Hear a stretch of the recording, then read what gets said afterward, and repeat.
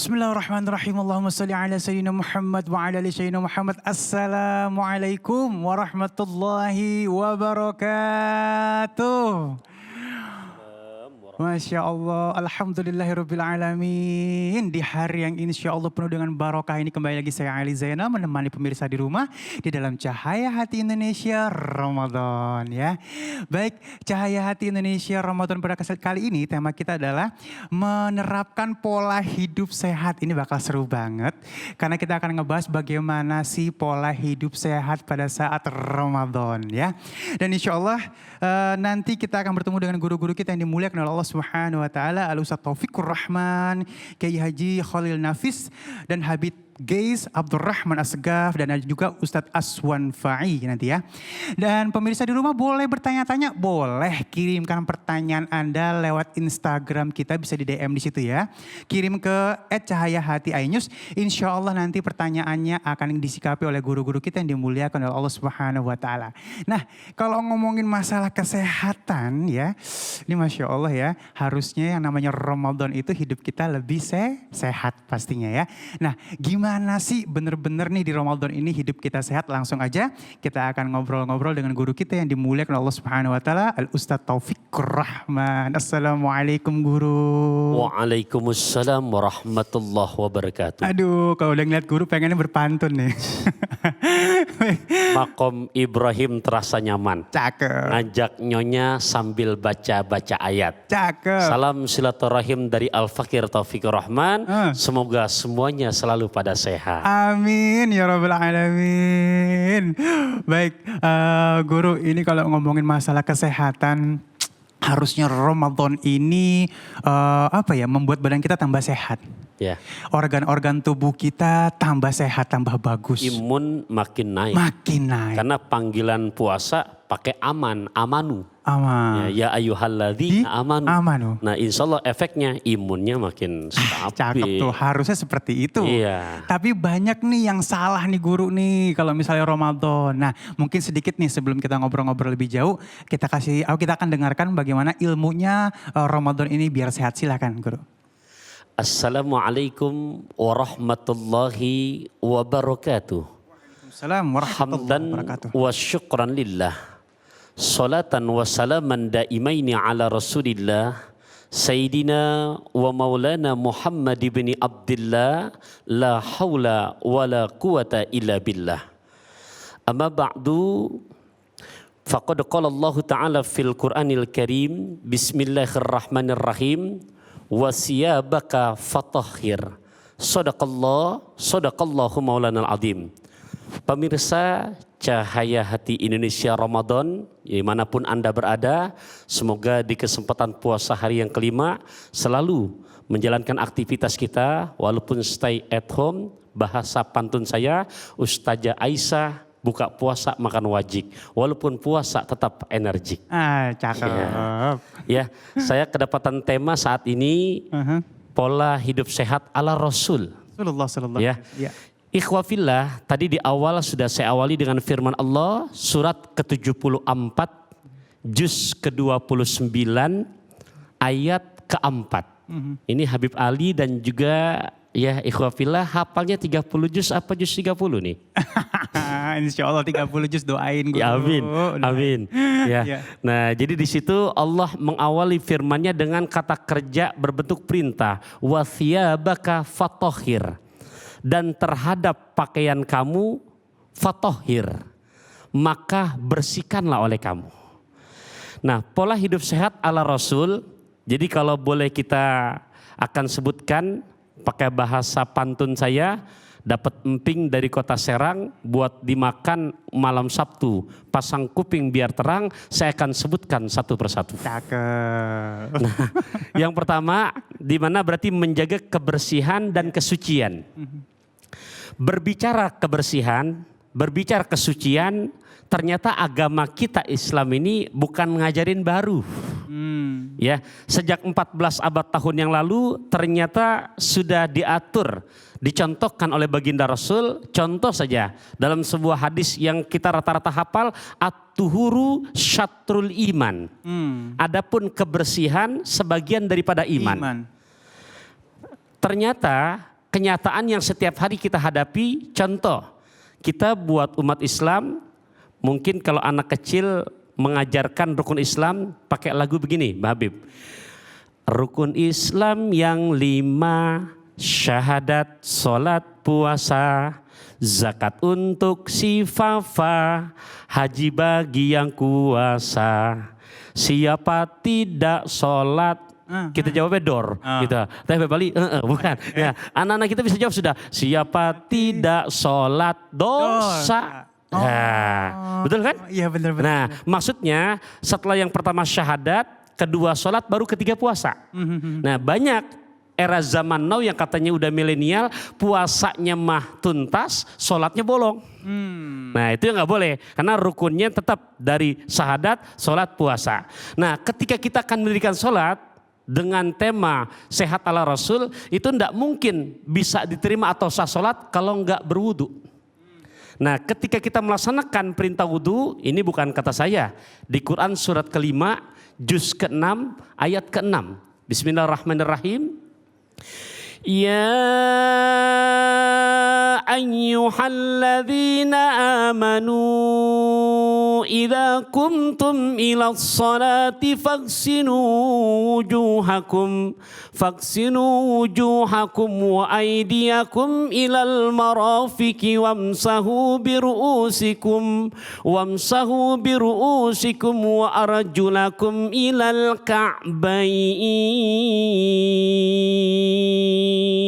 Allah. Ila akhiril ayat, surat Al-Maidah ayat ke-6. Belum tuntas, cuman ini karena perihal wudhu segitu aja. Ya, yang dimana ya ayyuhalladzina amanu, wahai sekalian orang-orang yang beriman, idza kumtum ilas shalah, apabila kamu sudah berdiri akan mendirikan salat, Allah nyuruh. Ini bab kebersihan nih. Faghsilu wujuhakum, nyuruhnya wudhu. Tapi nanti dampaknya untuk sehat ala Rasul.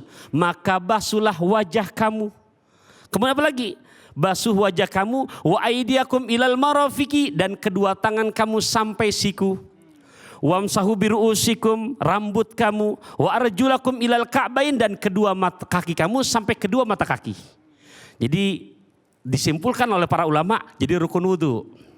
Niat, wajah, tangan, rambut, kaki, tertib. Begitu kan? Rukun wudu tuh. Nah, sekarang kita lihat efek kesehatannya di wajah.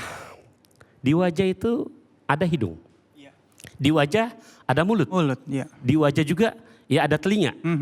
Nah, kalau sekarang kita mengikuti aturan pemerintah yang secara protokol untuk memakai masker, cuci tangan demi mencegah ya mata rantai penularan COVID-19. Nah, yang rata-rata bisa dari bersin gitu kan. Nah, kalau kita lihat di mana mengajarkan sehat Rasulullah, coba kita lihat ketika wudhu.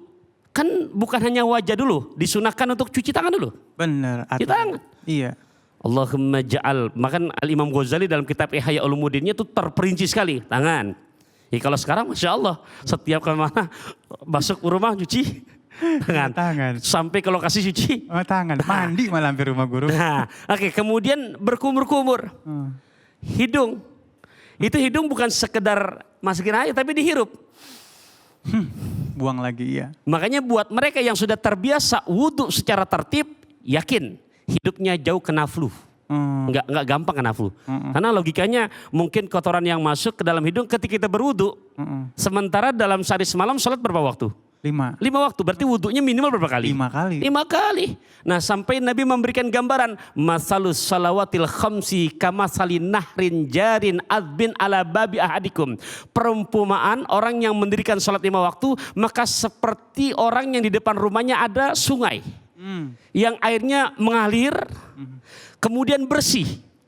Dan fayaktasilu fihi kulla yaumin khamsa marrat, dan perumpamaan yang dicontohkan dia mandi setiap hari 5 kali.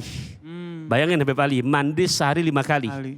Kira-kira kalau mandi sehari 5 kali itu daki masih nempel apa enggak? Enggak udah. Itu mah jelas sudah ntar buka puasa ada roti dari Mbak Suci, udah pasti bersih. Iya. Nah, ya, maka sampai disebutkan fama yabqa dzalika minadanas, enggak mungkin kata Nabi ada kotoran yang akan menempel pada tubuhnya. Nah, ini bicara bab kebersihan. Nah, ternyata dari wudhu Bukan hanya buat kebersihan. Kita kan hidup di dunia, hanya di dunia. Ada lintas setelah dunia, ada alam barzah, ada alam akhirat. Dan Allah melihat mata hati kita. Ya, ikhwafillah rahimakumullah. Ketika berbicara menjaga kebersihan dan kesucian, orang yang menjalankan wudhu benar, sholat benar, bukan hanya bersih, yang dimana jadi sehat, juga hati. Ini muka, monitor, ya kan sentralnya di hati. Benar. Iya tuh kan, Iya. melihat orang-orang soleh-soleha. Allahumma sholli Muhammad. Karena hatinya lapang, dilihatnya tuh ke Habib Ali. Masya Allah, habis berendam minum teh anget ini lihat wajahnya adem banget. Kena lampu guru. Ya, enggak, ini efek coba. Ketika orang yang hatinya dengki, keki, iri hati, bukan hanya sorga nggak akan nerima, di dunianya pun nggak enak. Nah ikhwafillah rahimakumullah, makanya secara efek untuk yang menjaga kebersihan kesehatan dari wudhu, bukan hanya bersih basmaninya, tapi juga batinnya. Nah kalau sudah begitu, bahasanya ini biar puasa kita diterima, naik sedan sampai ke Kuitang, bekal mochi dari Purwakarta. Ramadan sudah datang, jangan ada dengki dan benci di antara kita. Cakep. Tuh. Itu baru satu tuh Bib. Iya. Ya. Nah jadi apalagi pola sehat ala Rasulullah SAW, Nabi mengajarkan ternyata. Ini ya, jadi yang kedua, mandi. Ini penting banget nih. Oh iya, mandi. Ternyata Ustadz Bang ada hadisnya. Oh Masya Allah. An Abi Hurairah radhiyallahu anhu qol, anin Nabi sallallahu alaihi wasallam. Dari Abi Hurairah, dari Nabi kita Muhammad sallallahu alaihi wasallam, beliau bersabda, hakun wajibun ala kulli muslimin yagtasilu fi kulli sab'ati ayyam yauman yaghsilu fihi ra'sahu wa jasadahu. Yang artinya wajib atas setiap orang Islam dalam seminggu 7 hari, seharinya wajib mandi. Wajib tuh ya. Allah. Sampai seminggu tuh ya. Jadi dalam seminggu 7 hari, setiap harinya harus mandi ternyata. Apalagi kalau kita lihat ala Rasulullah untuk sehat, mandinya apalagi nih. Yang mereka tahu di saat menjelang sepertiga malam. Ini ungkapan Nabi ternyata diteliti oleh secara IDI, Ikatan Dokter Indonesia. Ternyata Masya Allah, Nabi tuh mandi enggak pernah sebelum jam 12. Setelah berarti. Nah jadi setelah sepertiga malam sebelum beribadah Nabi mandi. Efeknya Bib, satu, banyak nih. Mencegah penyakit ain. Penyakit mata. Demam, flu. Mencegah karena terguna-guna, sihir, ya, santet. Kan walaupun udah zaman canggih nih, mohon maaf, persaingan bisnis, kadang-kadang persaingan urusan cinta, beli salak di Cilandak, cinta ditolak dukun bertindak. Aduh. Nah, ya, buat mereka yang gemar tuh Beb, mandi. Mandi ya, untuk saat waktu menjelang di sepertiga malam. Jam 2. Ya Allah, fadilahnya sampai Quran yang janji loh. Surat ke-17, juz ke-15 ayat 78-79. Bismillahirrahmanirrahim.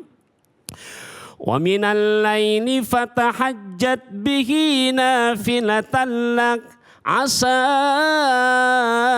an yab'asaka rabbuka maqamam mahmuda.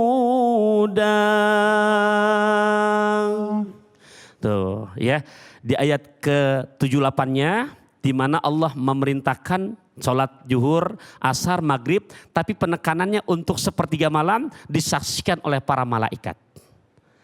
Jadi kenapa kita lihat orang-orang tua kita dulu gagah-gagah, sehat-sehat, umur udah 60 tahun lebih, tapi mohon maaf kadang-kadang dibanding anak zaman now, ya gagahan mereka. Betul. Karena hampir rata-rata orang-orang dulu, orang-orang tua kita nggak ada yang mandinya habis subuh. Lihat anak-anak zaman sekarang. Matahari udah muncul belum mandi kadang-kadang. Kaum rebaan guru. Iya, nah itu memang Nabi mencontohkan, Bener. Nabi mengajarkan seperti itu. Ya jadi fadilahnya doa diijabah, pancaran wajah solehnya Allah. Ya kalau bahasa sekarang mah auranya itu ndak aur-auran. Gitu. Jadi cahaya wajah solehnya akan Allah tampakkan. Doa Allah ijabah bahkan disaksikan oleh para malaikat. Nah itu mencegah penyakit sihir, kena sihir. Ya, itu yang kedua. Apalagi Nabi mengajarkan sehat ala Rasul, ya, yang tiap hari kita kerjakan atau tiap minggunya. Nah, yang ketiga, ini kan contoh model kuku, bulu-bulu, kumis, iya. ketiak, sampai kepada mohon maaf, ya, bulu kecil, ya, sampai jauh-jauh hari Nabi memesankan an Abi Hurairah radhiyallahu anhu qol anin Nabi sallallahu alaihi wasallam khamsun minal fitrah. 5 macam perbuatan yang kalau kita kerjakan ini akan berdampak kepada kebersihan. Yang berdampak nanti ada kesehatan. Yang pertama, al-khitan. Khitan. Bayangkan di zaman sebelum Nabi, ya, sebelum Rasulullah SAW, di mana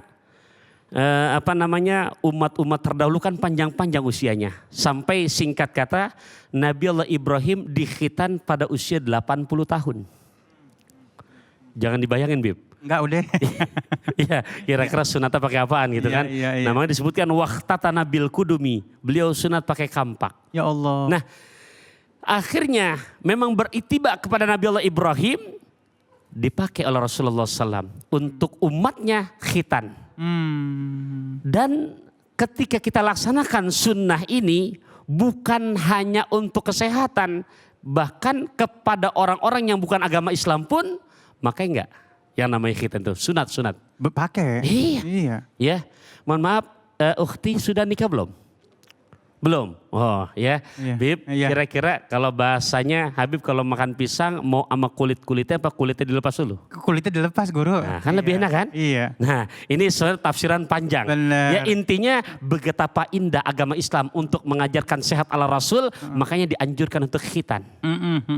Ya, perempuan tetap sunnahnya dengan cara di saat begitu lahir, ya laki-laki ya tinggal kepada keberaniannya, ya di saat usia-usia sebelum baligh. Nah, ternyata bukan hanya untuk kesehatan, untuk kenikmatan besok jasmani kepada pasangannya pun itu sangat amat luar biasa. Bener banget ya. Baik, Guru, ini kalau misalnya nyikapi yang tadi nih, Guru, artinya kan sekarang di bulan suci Ramadan ya, itu pas banget tuh kita bangun sahur, sebelum bangun sahur kita mandi dulu kali ya. Iya. Nah, habis mandi kita tahajudan baru sahur. Ya. Ketemu gak tuh, Guru tuh? Pas ya. Jadi memang kalau misalkan kita mau hidup sehat ala Rasul, ya tolong ikhwah fillah yang sedang menyimak jangan pernah mandi setelah subuh. Setelah subuh malah gak bagus. Ya, jadi sepertiga malam yang disebut kalau bahasa Quran tadi, ya, aqimis salata lidulukis syamsi ila ghasaqil laili wa qur'anal fajr. Inna qur'anal fajri kana mashhuda. Ini janji Quran loh, Bib. Jadi para malaikat menyaksikan. Jadi kalau mungkin bahasa pantun saya sederhana. Ke Taj Mahal ngelihat Kang Pajar. Cakep. Sama Bu Nia sebagai istrinya. Betapa istimewa dan mahal waktu fajar mengalahkan dunia beserta isi-isi. Allahu Akbar, bener banget, Guru. Ya, nah tadi saya belum tuntaskan kan ada 5, Bib ya. Pertama khitan, kedua baginda Rasul mengajarkan wal istihdad. Apa itu? Mencukur bulu kemaluan. Ya itu untuk kebersihan, untuk kesehatan. Rasulullah jauh-jauh hari mengajarkan. Apalagi dianjurkan wa taqlimul azfar. Ya, menggunting kuku. Coba sekiranya kuku kita pelihara saja, sementara nggak dirawat. Di situ hitam ada masuk. Mohon maaf, kira-kira sumber kesehatan apa penyakit itu? Iya, saya kenal penyakit kumpul. Nah, 14 abad tahun yang Rasulullah mengajarkan wa taqlimul azfari, termasuk untuk kesehatan. Cara yang aku ajarkan Rasulullah untuk umatku, untuk kebersihan, juga kuku untuk dipotong. Ya, itu baru 3. Lantas yang ketiga, mohon maaf, yang keempat, Nabi menyebutkan wanatful ibti, untuk mencabut bulu ketiak. Oh, dicabut, Guru? Ya, jadi dianjurkan itu, ya dianjurkan tidak boleh dipelihara, sunnahnya. Siap. Ya mau jadi Samson nanti. Nah, itu sunnahnya. Nah, dan yang terakhir, yang kelima, waqasus syarib, ya menipiskan Ya, mencukur kumis. Tapi nggak dihabisin, ditipisin ya guru? Ya, Oh, betul. aduh perfect banget ya. Arti semua pelajaran ini sebenarnya jelas adanya, jadi sehat badan kita. Nah sedikitnya mungkin guru, kita konteksnya kita gabungan sama Ramadan nih. Ya. Nah di Ramadan ini kan istilahnya berarti kita harus bersih suci sehingga kita bisa nyentuh bulan yang suci dengan kesucian. Betul. Nah selain tadi yang ada di badan, baju semua juga harus bersih nih guru ya. Nah mungkin ada masukan nih guru, kadang-kadang maaf ya kita baju koko cuma satu, itu aja dipakai. Nah ini ada gak sih aturannya guru? Kamu tuh harus ganti pakaian atau apa segala macam guru. Ya, ikhwa fillah rahimakumullah. Jadi betapa indah agama kita mengajarkan lewat contoh gimana baginda Rasulullah SAW mengajarkan. Ya, sampai Rasulullah tuh sunnah-sunnah yang beliau laksanakan, Nabi paling suka berpakaian berwarna putih, berwarna hitam, berwarna hijau. Ini menunjukkan Nabi tuh ganti. Nah, nggak mesti harus mewah. Nggak mesti harus mahal, yang penting bersihnya dan suci dari najis. Dan kalau kita pakai baju baru emang beda juga ya, kalau misalnya pakai baju bersih ibadahnya juga enak ya guru ya. Ya. Kalau misalnya pakai baju. Ada kan orang yang nggak bisa pakai baju baru kalau belum dicuci dulu. Benar. Gitu ya. Benar. Nah intinya Al-Quran Nabi kita Muhammad SAW mengajarkan untuk pola hidup sehat. Jadi yang namanya kebersihan, kesucian, karena ketika bersih ya zahirnya, maka insya Allah batinnya pun akan mengiring. Aduh, Allahumma sholli Muhammad wa ala ali Muhammad ya. Baik, Masya Allah. Nah, baik guru, ini sedikit lagi nih guru, masalah istirahat di Ramadan. Ya. Nah, bener gak sih istilahnya kan sebenarnya kita tahu bahwa habis asar tuh gak boleh tidur katanya. Ya. Terus Rasulullah juga bilang katanya habis sholat subuh jangan tidur lagi. Jadi dua hal yang sangat dimakruh, ya. Satu, ba'da subuh akan mewariskan penyakit fakir, ba'da asar akan mewariskan penyakit majnun, gila. Coba rasakan, bukan sengaja tidur loh, ketiduran habis asar, bangun-bangun 5:30 sore. Biasanya begitu sadar apa langsung connect atau ngawang. Nah, keseringan begitu, betul. Majnun. Ya Allah. Ya Allah. Gitu. Jadi jangan dijadikan jadwal. Iya kadang-kadang nih mentang-mentang biar nungguin buka puasa, tidur aja dah. Habis asar gitu, entah kan bangun-bangun. Makanya ada hadis fadhailul amal, kalau tidurnya saja udah ibadah, gimana lagi ibadahnya? Itu dia ya. Baik, Masya Allah, terima kasih guru. Sama-sama, ini hari ini kita akan bahas segala macam tentang kesehatan ya. Ini insya Allah banyak ilmu yang kita dapatkan. Jadi jangan kemana-mana. Setelah ini kita akan bertemu dengan guru kita yang dimuliakan Allah Subhanahu Wa Taala, Al Ustadz Aswan Fa'i, dengan kunci hidup sehat dalam Islam. Tetap bersama kami di Cahaya Hati Indonesia Ramadan.